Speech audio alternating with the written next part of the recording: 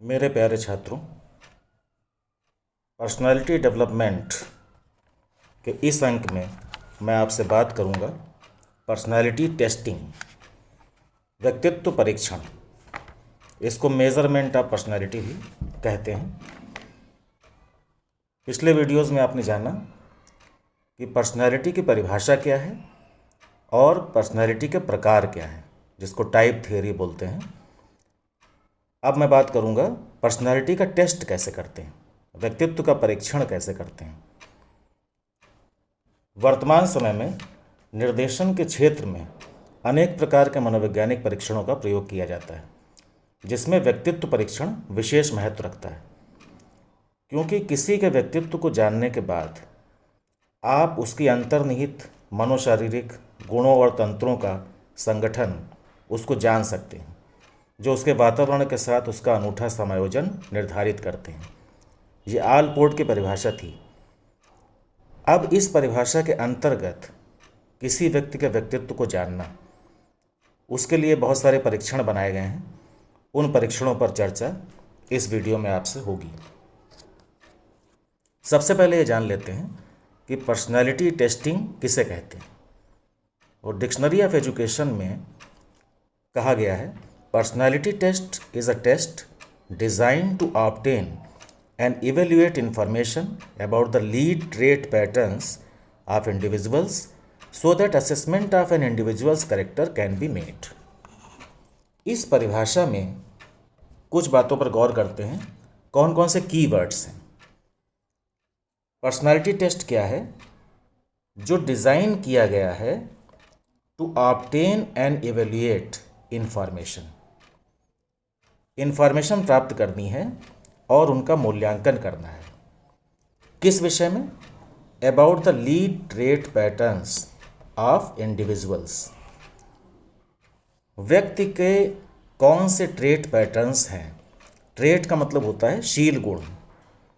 शील गुण का मतलब होता है, जैसे आप हैबिट के बारे में जानते हैं, लेकिन जब शील गुण की बात करते हैं तो शील गुण का मतलब है कंसिस्टेंसी और स्टेबिलिटी। दो बातें आती हैं कि अगर विपरीत परिस्थितियों में भी कोई व्यक्ति किसी हैबिट पर कायम है तो वो ट्रेट का रूप ले लेता है, यानी उसमें कंसिस्टेंसी होती है और स्टेबिलिटी होती है। लेकिन अगर ये दोनों शब्द हटा दिए जाएं तो हैबिट कहलाएगी। तो पर्सनालिटी टेस्ट का पहला प्रयोग होता है कि किस प्रकार से ट्रेट पैटर्न्स को जानना, और जब हम ट्रेट पैटर्न्स को जान लेते हैं तो assessment of an individual's character can be made. तो किसी व्यक्ति के चरित्र का मापन किया जा सकता है।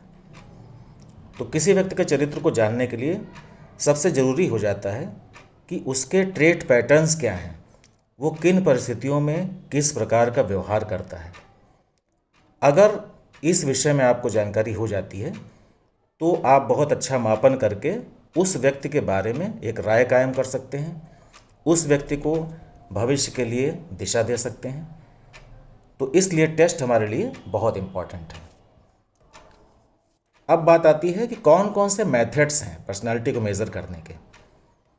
तो हमारे सामने तीन बातें हैं। एक सब्जेक्टिव मेथड्स है, आत्मनिष्ठ विधियाँ। आत्मनिष्ठ विधियों के अंदर कई प्रकार के टेस्ट होते हैं जिससे पर्सनालिटी को मेज़र किया जाता है। आत्मनिष्ठ का मतलब होता है कि जो व्यक्ति टेस्ट कर रहा है उसका विचार, उसका दृष्टिकोण, उसका अनुभव वो उसमें शामिल हो जाता है। कई बार निष्कर्ष निकालने में, जिसको हम कहते हैं सब्जेक्टिविटी, आत्मनिष्ठता, ये एक प्रकार का दोष भी हो जाता है कि अगर हम किसी को जज कर रहे हैं तो उसमें कहीं ना कहीं हमारा वे ऑफ थिंकिंग शामिल होता है, हमारा बिलीफ सिस्टम शामिल होता है। इसके विपरीत ऑब्जेक्टिव मेथड्स में जो वस्तुनिष्ठ विधियां हैं, उसमें व्यक्ति जैसा है, जिस रूप में है, उसको निरपेक्ष भाव से देखकर हम उसका मापन करते हैं। तो ऑब्जेक्टिव मेथड्स के अंदर भी कई सारी विधियां दी गई हैं। तीसरा है प्रोजेक्टिव टेक्निक्स, प्रक्षेपी प्रविधियां। अर्थात प्रक्षेपण का अर्थ क्या है?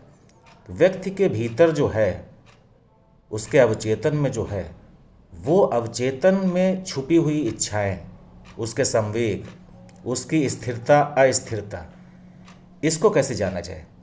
तो प्रोजेक्टिव टेक्निक्स में हम लोग बात करेंगे कि वो कौन सी टेक्निक्स हैं जिनसे हम व्यक्ति के अवचेतन मन का अध्ययन कर सकते हैं। तो एक एक करके इन पर चर्चा होगी। तो इस वीडियो में मैं आपसे बात करूंगा सब्जेक्टिव मेथड्स के बारे में।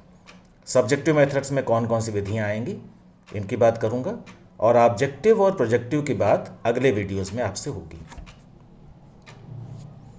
तो सबसे पहले देखते हैं सब्जेक्टिव मेथड्स में इंटरव्यू, साक्षात्कार। ये एक विधि है। जॉन डब्ल्यू बेस्ट के अनुसार the interview is an oral questionnaire. Instead of writing the response, the subject or interviewee gives the needed information verbally in a face to face relationship. अब यहाँ पर कीवर्ड्स की बात करते हैं कि इंटरव्यू क्या है, साक्षात्कार क्या है। It is an oral questionnaire, एक प्रश्नावली है मौखिक, जो इसमें राइटिंग द रिस्पॉन्स, इसमें रिस्पॉन्स नहीं लिखा जा रहा है सब्जेक्ट का, जिसका इंटरव्यू ले रहे हैं उसका रिस्पॉन्स लिखा नहीं जा रहा है।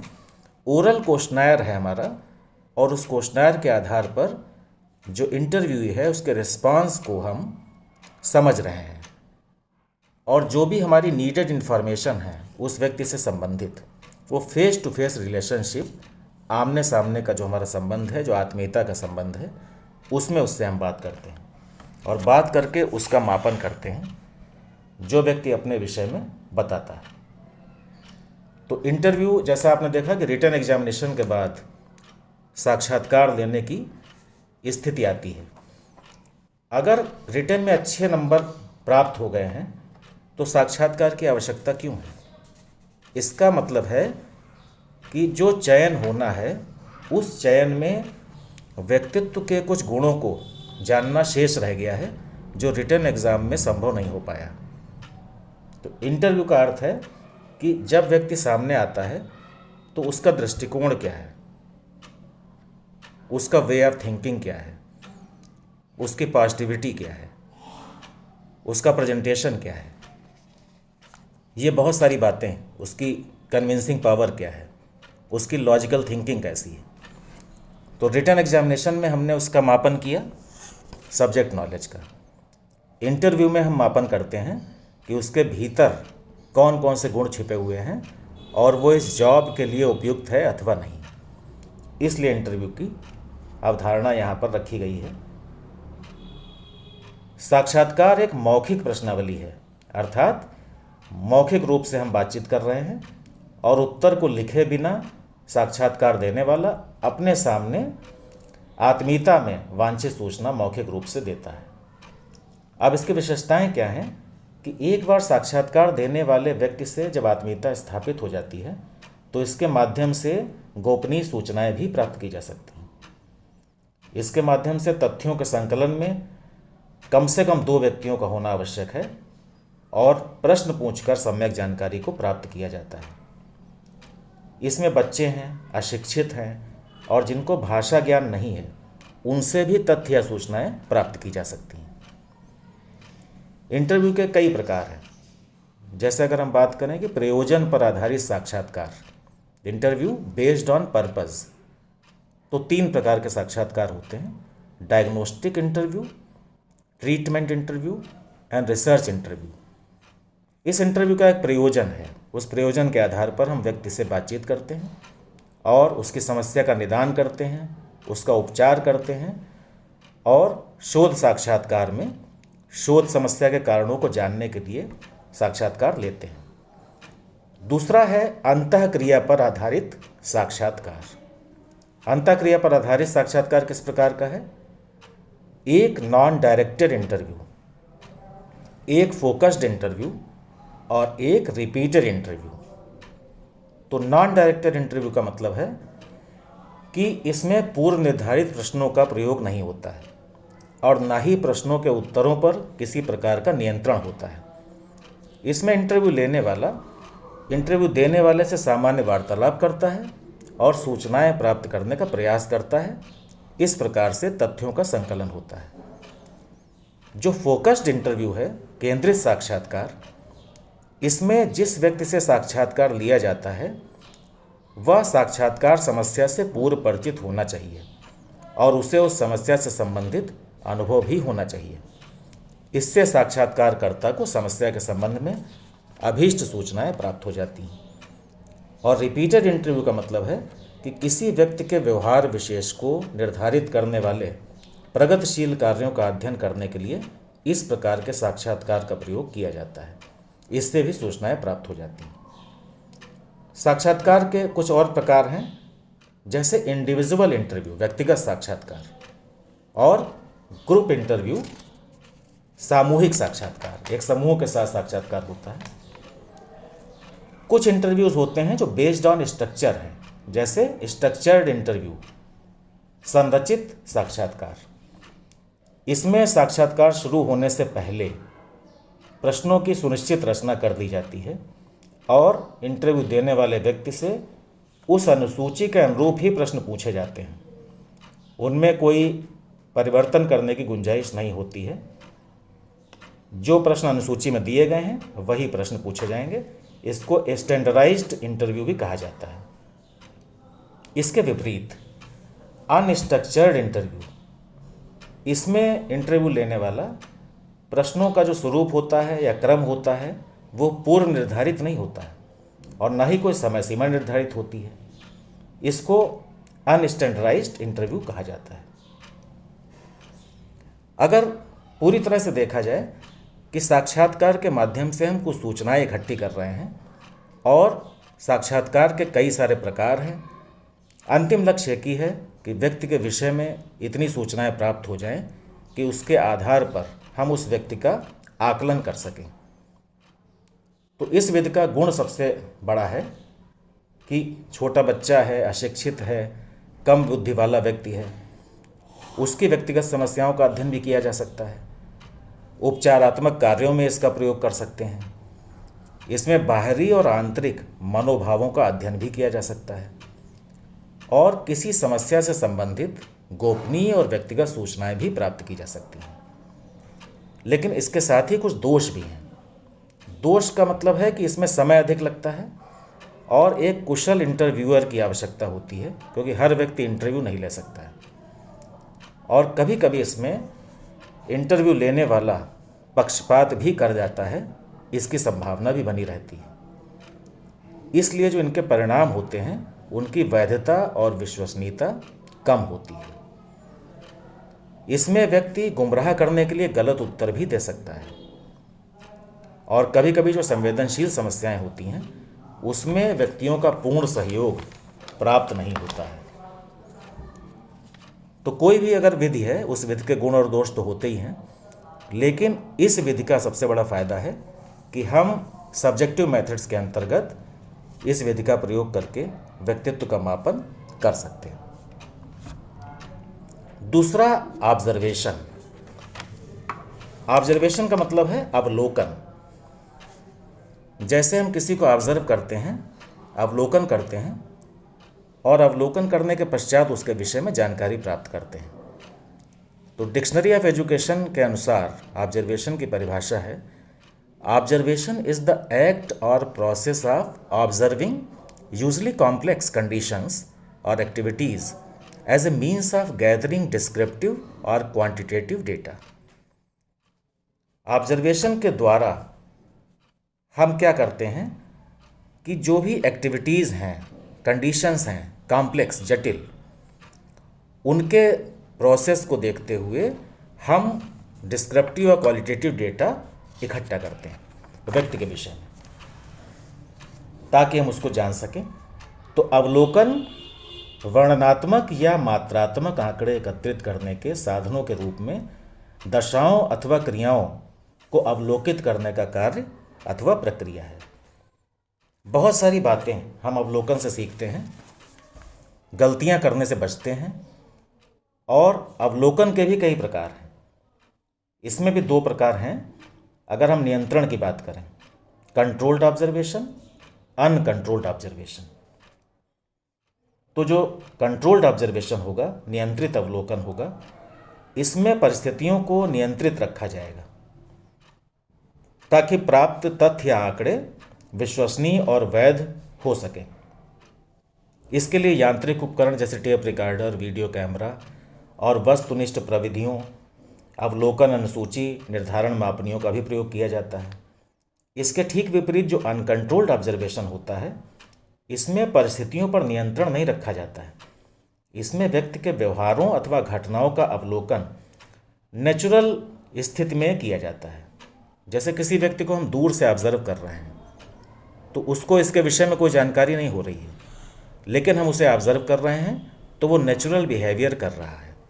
लेकिन अगर उससे कहा जाए कि अभी मैं तुम्हें ऑब्जर्व करने जा रहा हूँ, तो उसके व्यवहार में आर्टिफिशियलिटी आ जाएगी, कृत्रिमता आ जाएगी। तो जो वास्तविक रूप से आप जानना चाह रहे हैं उसके विषय में, उसको वो छुपा लेगा। इसलिए जो अनकंट्रोल्ड ऑब्जर्वेशन है ये बहुत ही अच्छा माना जाता है। इसके अलावा पार्टिसिपेशन के आधार पर भी ऑब्जर्वेशन होता है, सहभागिता के आधार पर। तो इसको पार्टिसिपेंट ऑब्जर्वेशन कहते हैं, सहभागी अवलोकन, और असहभागी अवलोकन, नॉन पार्टिसिपेंट ऑब्जर्वेशन।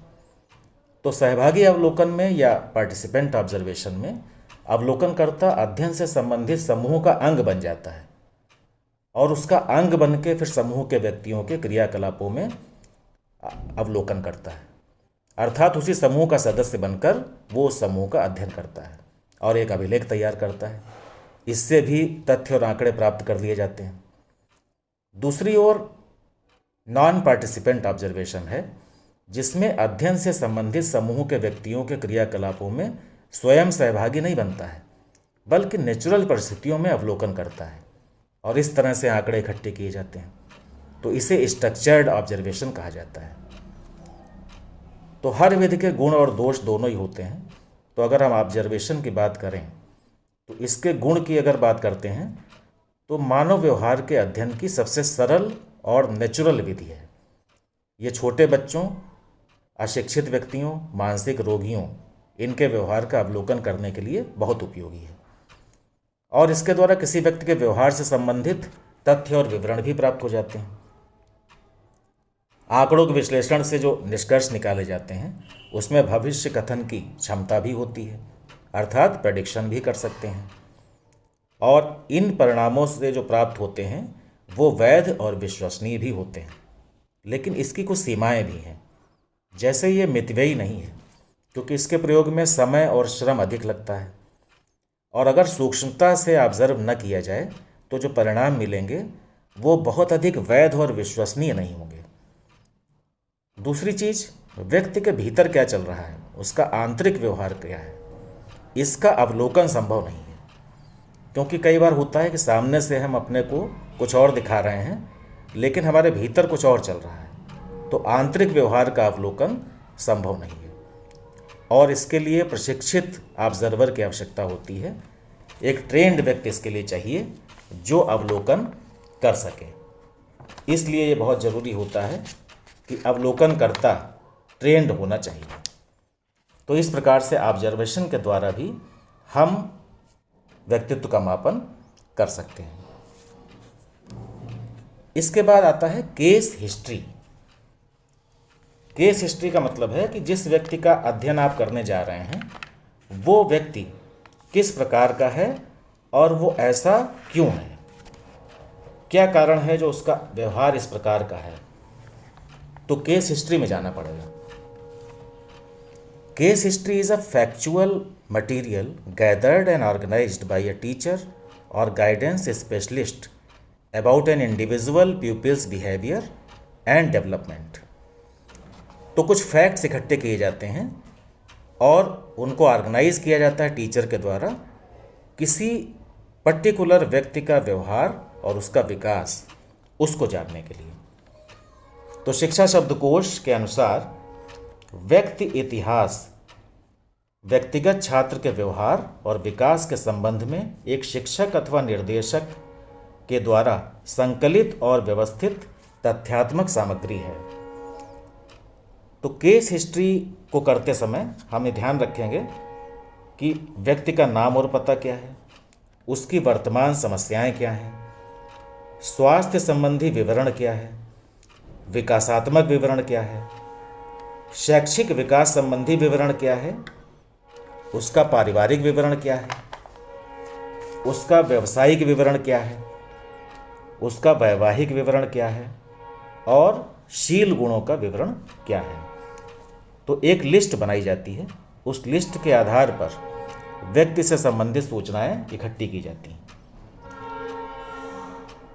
अब इस व्यक्ति इतिहास प्रविधि के गुण, ये निदानात्मक और उपचारात्मक शिक्षण की उपयोगी विधि है। इसके द्वारा हम निदान कर सकते हैं, उपचार कर सकते हैं छात्र की समस्याओं का। और जो मंद बुद्धि, पिछड़े और समस्यात्मक बालक होते हैं, उनकी समस्याओं के अध्ययन में ये बहुत सहायक है कि इसके आधार पर बालक की समस्या के विषय में जाना जाता है, उसके माता पिता से मिलकर, पड़ोसी से मिलकर, उसके मित्रों से मिलकर, फिर उनके उपचारात्मक शिक्षण की व्यवस्था भी की जा सकती है। इसमें विभिन्न स्रोतों से तथ्यों, सूचनाओं के संकलन से प्राप्त निष्कर्ष विश्वसनीय होते हैं और ये निर्देशन परामर्श की दृष्टि से बहुत अच्छी विधि है। लेकिन जैसा कि मैंने बताया कि हर विधि के गुण और दोष दोनों ही होते हैं, तो अगर हम इसके दोष की बात करें तो ये मितव्ययी नहीं है।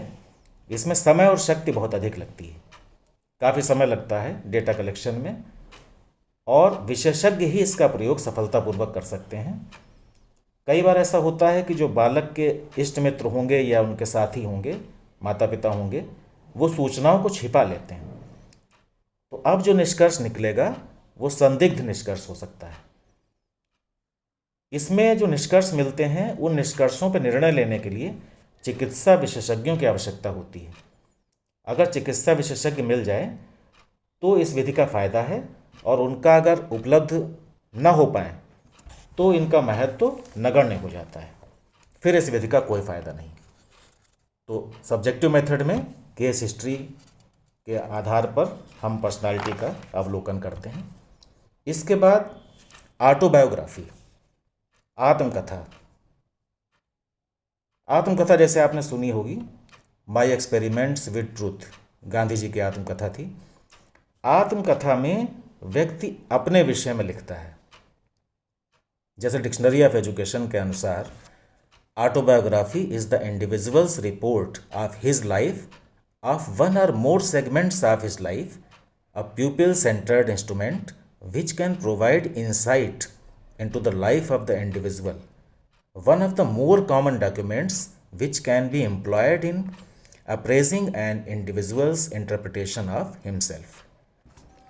व्यक्ति अपने लाइफ के विषय में किसी एक सेगमेंट या एक से अधिक सेगमेंट के विषय में बताता है, और ये प्यूपिल सेंटर्ड है, छात्र केंद्रित है। आत्मकथा व्यक्ति के अपने जीवन का या उसके जीवन के एक अथवा अधिक खंडों का प्रतिवेदन है। एक ये छात्र केंद्रित उपकरण है जो किसी व्यक्ति के जीवन में सूझ प्रदान कर सकता है। अधिक सामान्य अभिलेखों में एक है जिसे स्वयं का मूल्यांकन करने और व्यक्ति की व्याख्या करने में प्रयुक्त किया जा सकता है।